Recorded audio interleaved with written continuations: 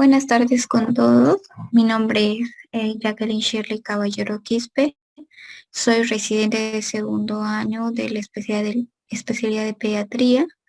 Bueno, el tema que les he preparado es trombocitopenia inmune.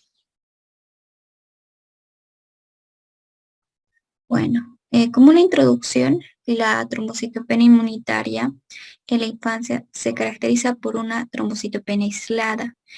Es decir, que va a haber un recuento de plaquetas menos de 100.000 por microlitro, con un recuento normal de glóbulos blancos y hemoglobina. Es decir, que solamente va a afectar a las plaquetas. La PTI, también conocida anteriormente como púrpura trombocitopénica idiopática o púrpura trombocitopénica inmune.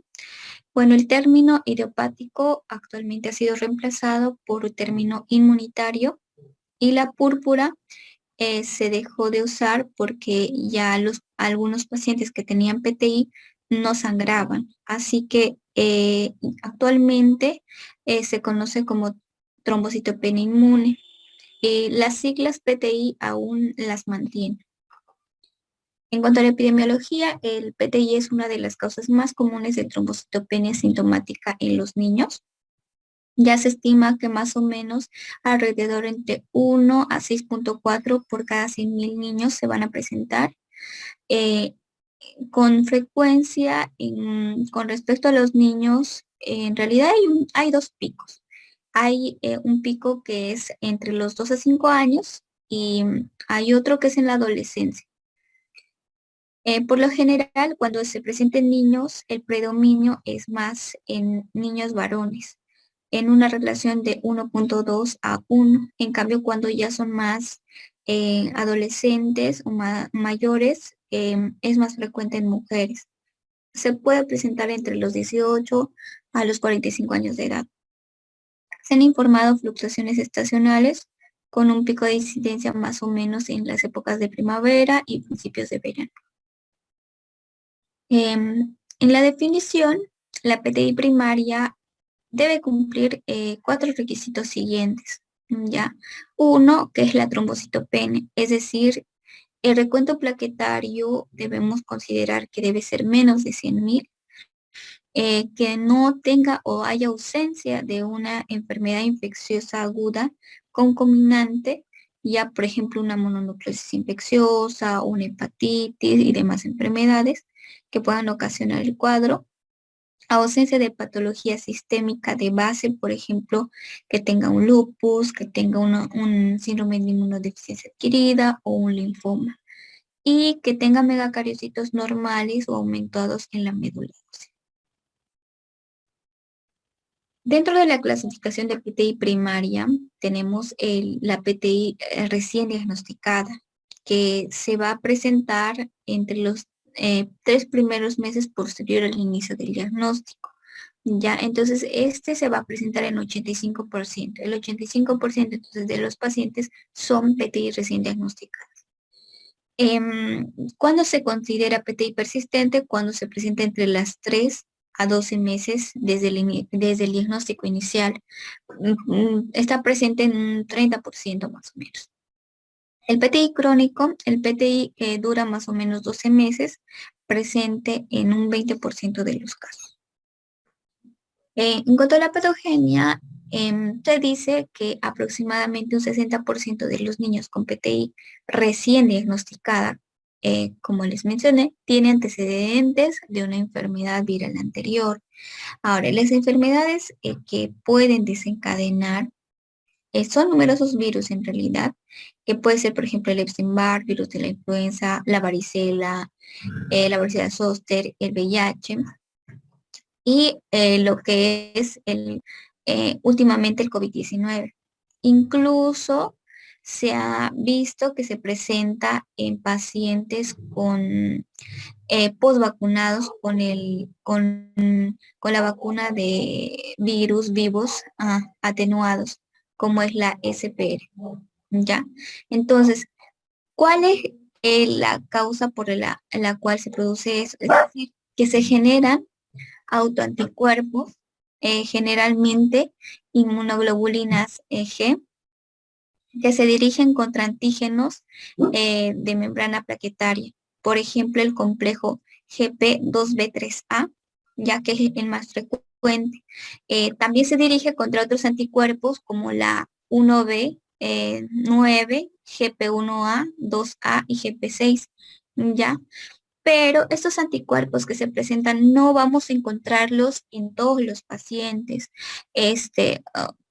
Un 60% solamente están presentes y el otro 40% no se lo va a detectar. Por eso que no es una prueba recomendable detectar los anticuerpos. ¿Ya?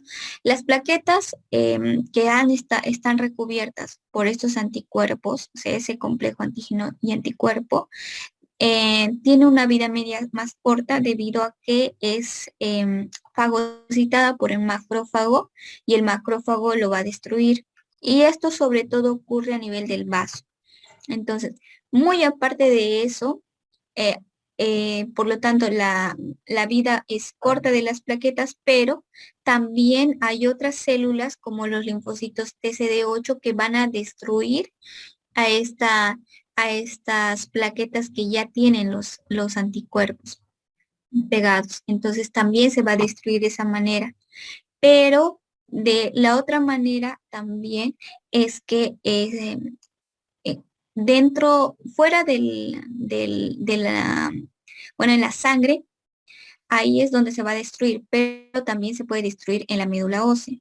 En la médula ósea, porque afecta la maduración de los megacariocitos y también, asimismo, la producción de plaquetas va a estar reducida por este motivo. Entonces, no solo afecta, como vemos, a nivel de la sangre, o sea, a nivel periférico, sino también a nivel de la médula ósea. Y por eso va a haber una disminución significativa de plaquetas. En la clínica, el PTI generalmente se presenta como una aparición repentina. Podemos ver en los niños con una erupción petequial, hematomas, sangrado en un niño por lo demás que ha estado sano. Entonces, la clínica puede presentarse como púrpura seca o sangrado húmedo. La púrpura seca es aquella que solo va a afectar a piel. Entonces vamos a ver pacientes con petequias, con equimosis, y el sangrado húmedo es pues el sangrado activo, por ejemplo, una epístaxis, una gingivorragia o metrorragias. Si nos damos cuenta, la presentación cutánea o púrpura seca es la más frecuente, se presenta en un 86% de los casos. En cambio, la oral, nasal, menos del 20%. Y algunas veces hasta sin sangrado 9%. Y el sangrado menstrual, gastrointestinal y urinario es más escaso, es menos de 3%. Acá hay una clasificación de los síntomas hemorrágicos en niños con trombocitopenia inmunitaria, en las cuales vemos 4 grados. Ya, en el primer grado, va a ser el sangrado mínimo, sangrado menor, vamos a encontrar un paciente que tiene pocas petequias, es decir, menos de 100 en total, y tienen menos o igual a 5 pequeños hematomas, que son menos de 3 centímetros de diámetro. Pero si yo hablo de un grado 2, es ya más templado, tiene muchas más petequias. Las petequias en realidad serían más de 100.000 en total, más de 5 hematomas, que son más de 3 centímetros de diámetro. En cambio, el grado 3 ya es algo moderado.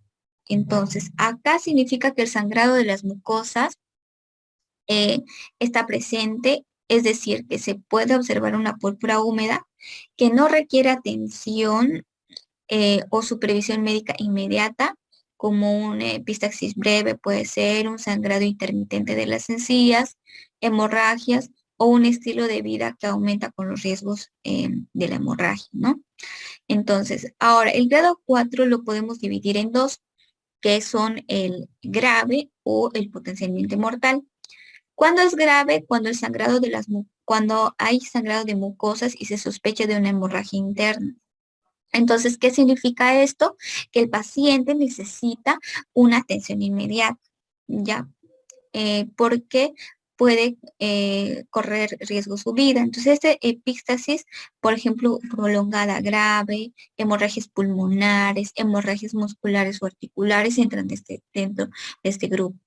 Pero hay otra dentro de esta clasificación grado 4 que es la potencialmente mortal, que es producida por una hemorragia intracraneal que está documentada, ¿ya? Que es potencialmente mortal y generalmente, pero esta no es muy común, se puede presentar entre un 0,1 a 0,2% y la clínica es de hemorragia intracraneana, entonces va a presentar el paciente dolor de cabeza, vómitos persistentes, estado mental alterado, convulsiones, hallazgos neurológicos focales y antecedentes también de traumatismo craneoencefálico reciente.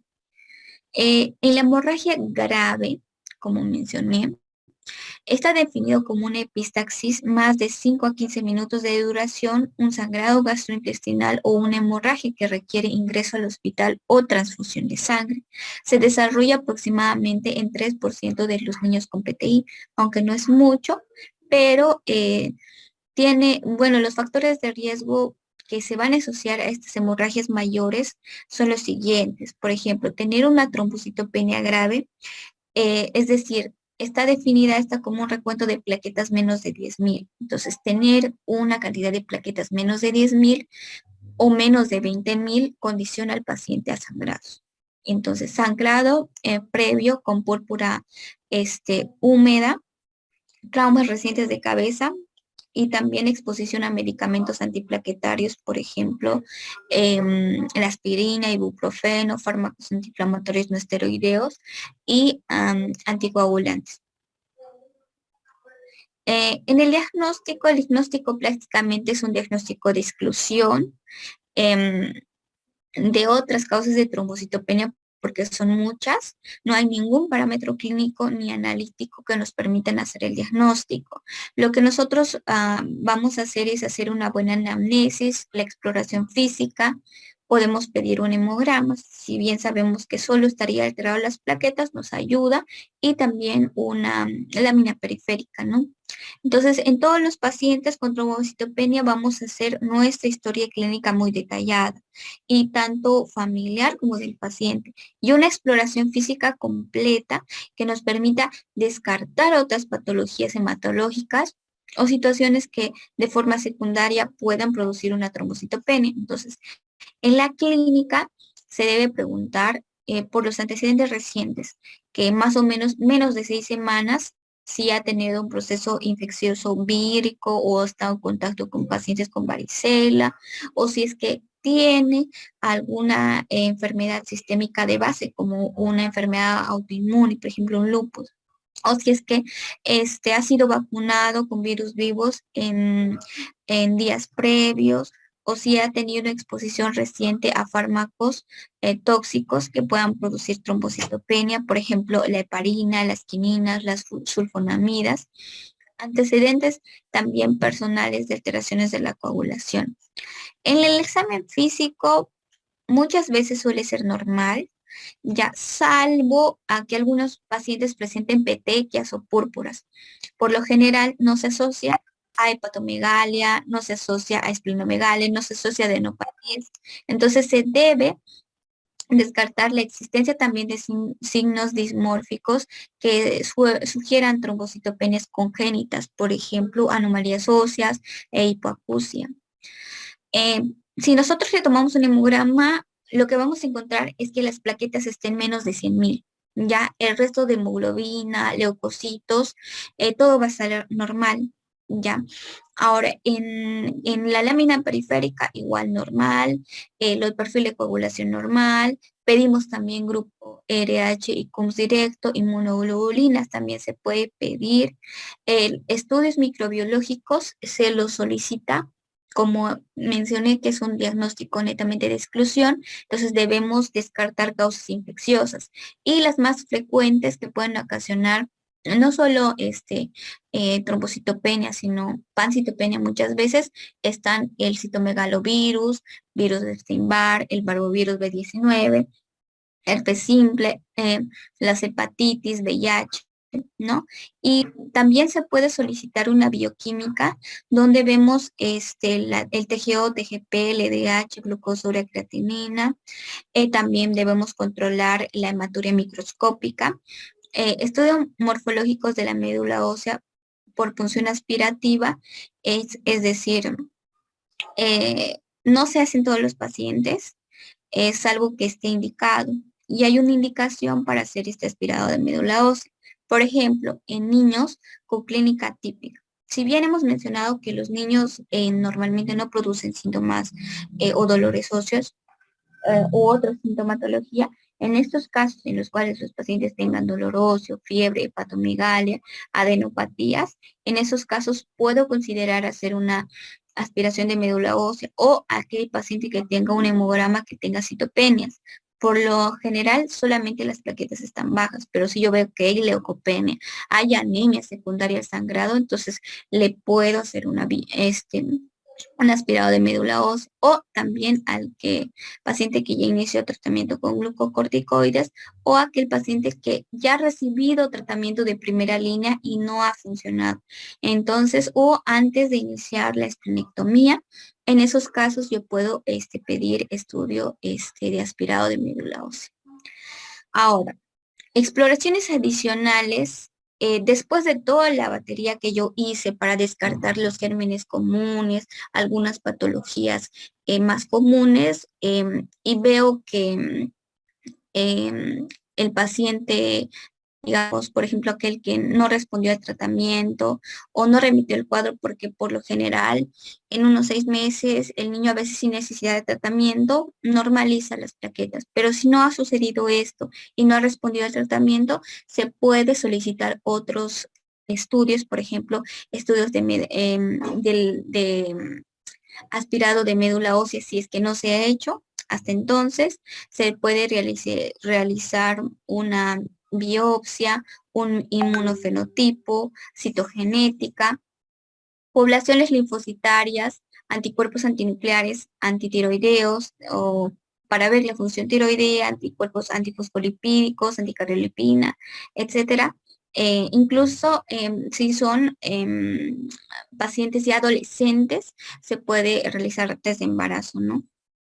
Ya, y todos estos exámenes se pueden realizar como para hacer un descarte, ¿no? Para el diagnóstico de esta patología. Este es un cuadro en el cual se evidencia pues, el diagnóstico de lo que es la púrpura, en la cual podemos diferenciar, después de hacer una anamnesis, exploración y analítica, ver el recuento plaquetario, ¿no? Si el número de plaquetas es normal, vamos a pensar en otras patologías, pero si yo veo que mi recuento plaquetario es menos, ya debo ver en qué paciente se presenta. Se presenta un paciente sano, se presenta en un paciente enfermo, porque si se presenta en un paciente sano, puedo ver cómo son mis plaquetas. ¿Mis plaquetas son grandes o mis plaquetas son chiquitas? Mis plaquetas son grandes. Si son mis plaquetas grandes y la hemoglobina, los leucocitos están normales, puedo pensar en PTI, pero no es el único que me va a producir esto. También puede producirme un VIH, un LES, ¿ya? Y otras patologías hereditarias. Entonces, yo voy a ir descartando mediante los exámenes que le voy a pedir todas estas patologías para al final llegar a mi diagnóstico de PTI. El tratamiento, pues el tratamiento es revertir y prevenir las hemorragias con riesgo clínico para el paciente, más que el hecho de corregir las plaquetas a valores normales, ya porque el hecho de corregir las plaquetas normalmente, como mencioné, se va a corregir en unos 6 meses, más o menos, se va a normalizar sin necesidad que el paciente reciba tratamiento. Entonces, pero también debemos tener unas condiciones generales para el cuidado de estos pacientes que tienen PTI. Como mencioné, no todos los pacientes se van a hospitalizar, son algunos pacientes que sí llegan a hospitalizarse, pero no todos. Sin embargo, tenemos que tener estos cuidados, por ejemplo, la restricción de actividad. Los niños afectados se les debe restringir las actividades que conllevan un riesgo de hemorragia por la lesión traumática. Ya, por ejemplo, en nuestra práctica sugerimos que los niños con recuento de plaquetas, sobre todo que sean menos de 30.000, eviten deportes de contacto y de colisión. Por ejemplo, ¿a qué me refiero? Eviten el fútbol, eviten el boxeo y demás otros deportes. También se considera restringir otras actividades que tengan riesgo sustancial de lesión traumática, por ejemplo, el béisbol, el fútbol y etcétera, ¿no? Evitar también medicamentos antiplaquetarios, anticoagulantes, por ejemplo, antiplaquetarios hablamos de aspirina, ibuprofeno, otros medicamentos también antiinflamatorios, también los anticoagulantes como lo que es la heparina, la warfarina, los anticoagulantes orales generalmente deben evitarse, sobre todo si tenemos un recuento plaquetario menor de 20.000. También debemos evitar inyectables intramusculares. Además, si es que ya, digamos, se presenta en pacientes adolescentes, ya se puede utilizar con terapia hormonal para poder controlar e inhibir la menstruación para evitar las menorragias graves. El monitoreo, todos los pacientes deben tener un monitoreo continuo de la sintomatología. Entonces, si bien no se va a hospitalizar, debe estar constantemente monitoreado y viendo el conteo de plaquetas, ¿no? En cada control. Frecuentemente depende del grado de trombocitopenia, los síntomas hemorrágicos y otros factores de riesgo. Ahora, con respecto a la educación, lo que debemos hacer es educar tanto al niño como a los cuidadores sobre la importancia de esta enfermedad, sobre el riesgo que conlleva, ¿ya? Y lo importante que es, recibir su tratamiento, ¿no? Si se le va a iniciar. En las indicaciones de hospitalización, los pacientes, no todos los pacientes que tengan PTI se van a hospitalizar. Entonces, hay algunas condiciones en las cuales los pacientes sí van a llegar a hospitalizarse. Ya, por ejemplo, aquel paciente que tenga hemorragia activa, aquel paciente que tenga factores de riesgo hemorrágico, aquel paciente con recuento plaquetario menos de 20.000 porque tiene riesgo de sangrado. Se debe considerar también el ingreso de niños o con familias que tengan problemas psicosocial o domiciliarios en los cuales estén alejados del centro sanitario, o sea, que no puedan llegar, digamos, a un centro de salud. Entonces, en esos casos sí se consideraría hospitalizar. Entonces, aproximadamente 2 de cada 3 pacientes pediátricos que tengan PTI muestran una mejoría espontánea de recuento de plaquetas, como les mencionaba, en 6 meses, sin necesidad de recibir ningún tratamiento. Ahora, si yo le voy a dar tratamiento, vamos a ver cómo está. Tenemos drogas de primera, segunda y tercera línea. Ya, en este caso, para el diagnóstico, para el tratamiento, debo ver mi conteo plaquetario.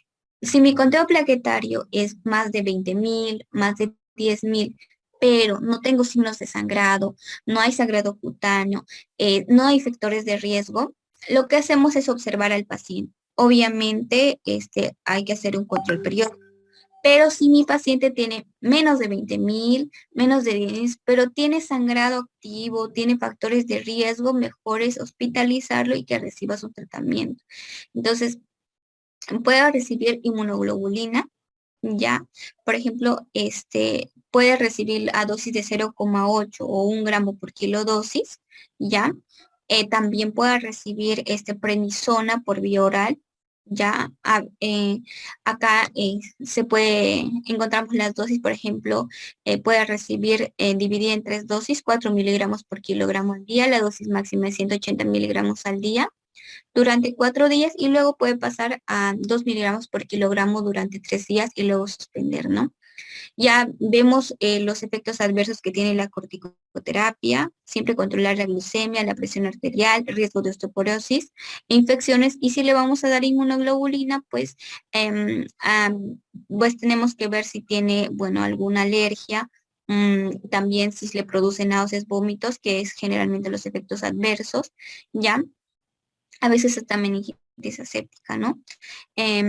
Ahora sí también se considera en esta de tratamiento a la inmunoglobulina anti-D, la dosis es de 50 a 75 microgramos por kilogramo al día como dosis única, pero como podrán ver, vamos viendo la respuesta. Yo administro cualquiera de estos medicamentos y veo la respuesta. Si mi paciente me responde a esos tratamientos, entonces yo solamente lo voy a observar. Si mi paciente no me responde este tratamiento a una dosis única que le da de cualquiera de nuestros medicamentos, entonces yo puedo utilizar un segundo ciclo de corticoides, de inmunoglobulinas, ¿ya? Entonces igual veo la respuesta.